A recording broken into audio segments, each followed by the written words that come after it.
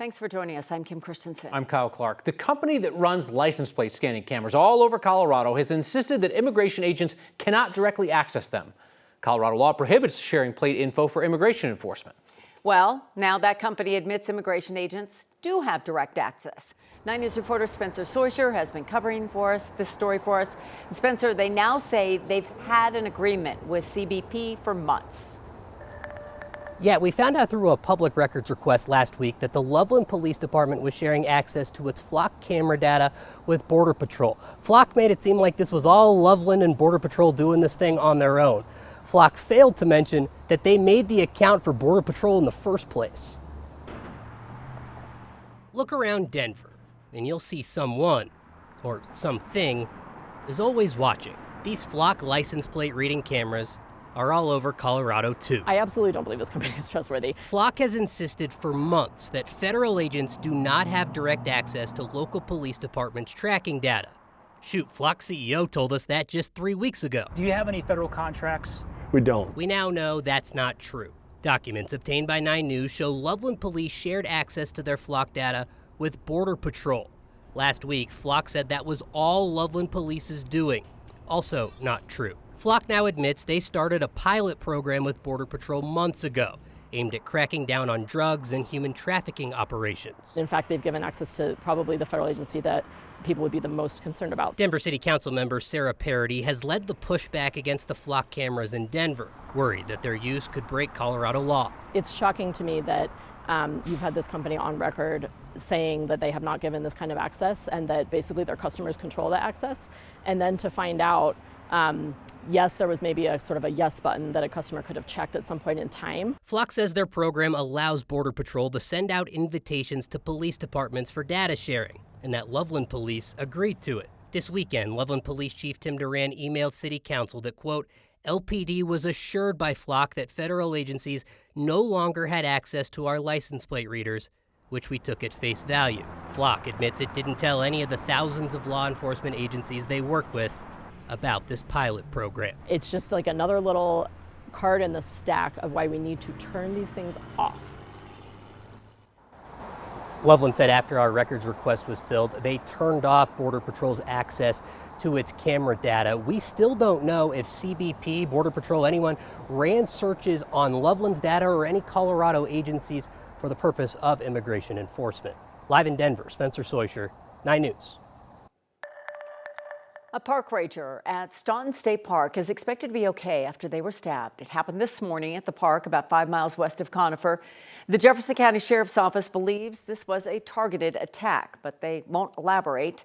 They evacuated the park and spent the day searching. The Sheriff's Office says the ranger underwent surgery and is doing well, considering.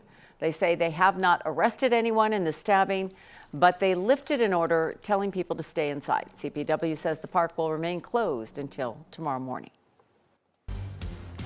News from the obvious file. It was hot today. It's only going to get hotter later in the week. That is why all the schools in the Thompson Valley School District will be released 2 hours early tomorrow and Thursday. District says only half their buildings are fully air conditioned. Also in northern Colorado, most of the schools in the Poudre School District will release students 2 hours early for the remainder of the week. When you're hot and bothered, Kathy, it's hard to learn. Yeah.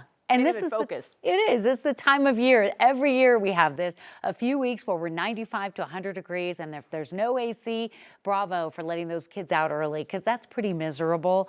And today there was a little bit of rain. We were tracking a few storms moving from north to south, but all of the rain stayed south of the metro area. We popped to 90 today, 94 in Lamar, close to 100 in Grand Junction.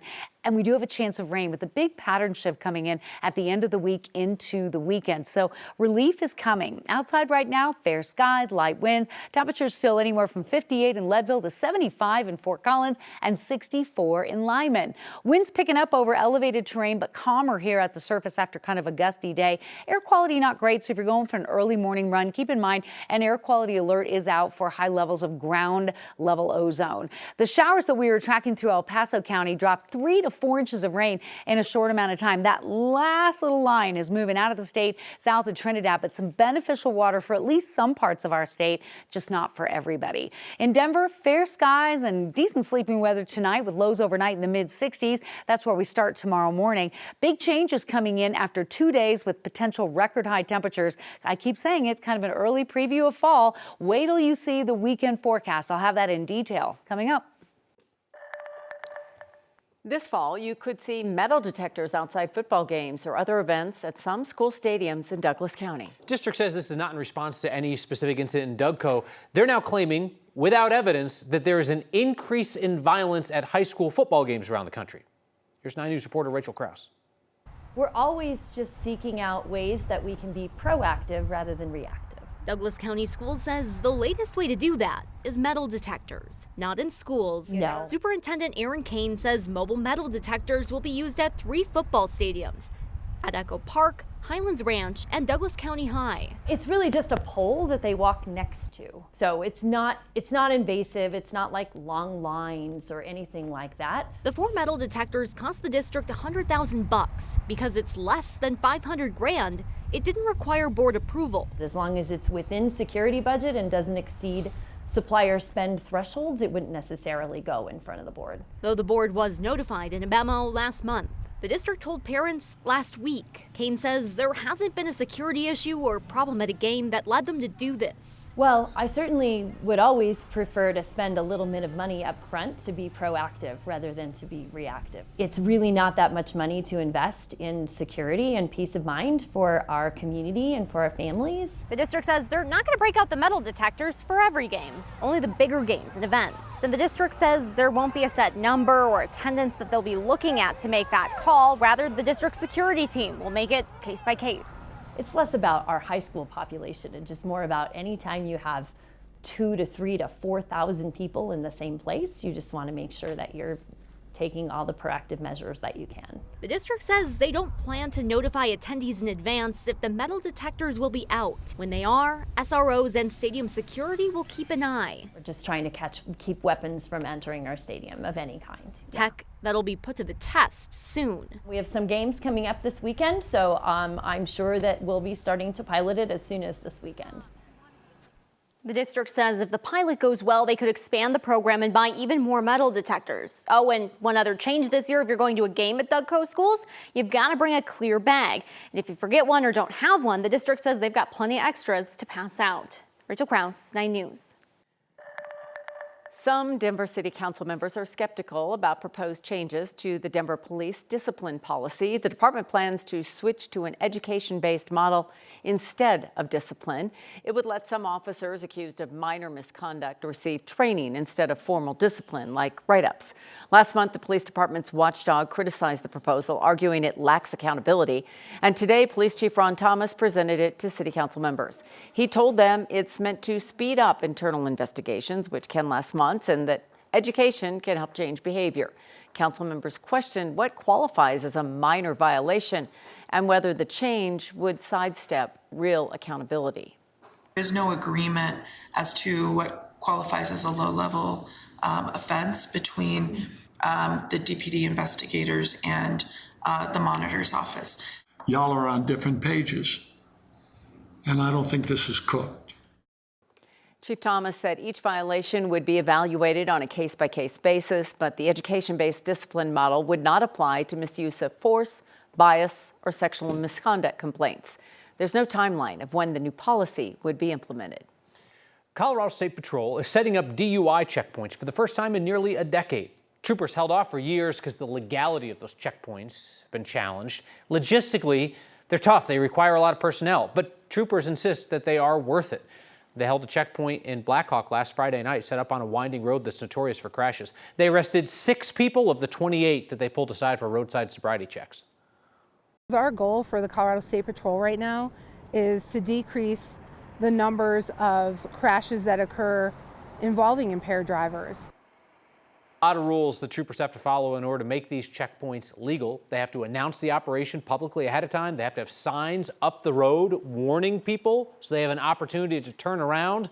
That's the actual test, folks. And they're not allowed to ask people for their driver's license. Tonight, Mountain View Fire Rescue is hurting after the loss of one of their own. Eric Loesch joined Station 8 in Erie back in 2010. The department says he died in an off-duty accident Saturday. 9 News reporter Janelle Finch is along now. And Janelle, you spoke to a close friend about his life and the community's loss. Friends of Eric Loesch say the community is losing an overall good human and person to look up to. Role models come into our lives for a reason. I hope so. I think that he'd be proud of me. For Matthew Pantaleo, Very much so. his role model had both a reason Trying to show me the ropes on how to be a big boy firefighter like he was. and a season. We don't have enough time to discuss how amazing he was. He says Mountain View fire engineer Eric Loesch was a prime example of a husband, father, and firefighter. Pantaleo lost a light in losing Eric. It's super hard to deal with. MVFR says he died in an off-duty accident. He was always there for everybody. He would take his shirt off his back right now if I needed it, and it would not fit, but he would do that. Pantaleo says he has another Loesch to thank for giving him a role model. He says great firefighters come from great firefighters. It's the first time in, I believe, 40 years that there hasn't been a Loesch last name on the roster. His father was an amazing firefighter. His son followed his footsteps. Now, Pantaleo is filling Eric's shoes in ways he could have never imagined. Not only will we continue his legacy and never forget him, but it'll happen through the ways that he would have wanted it to happen, by bringing smiles to people's faces, training good humans to be good humans just like he was. He says he will now return the favor and live as a role model for others. Eric would want everybody to know that he was glad you got to see him. Mountain View Fire Rescue says it is still finalizing details on how they're planning to honor Loesch's life. Janelle Finch, 9 News.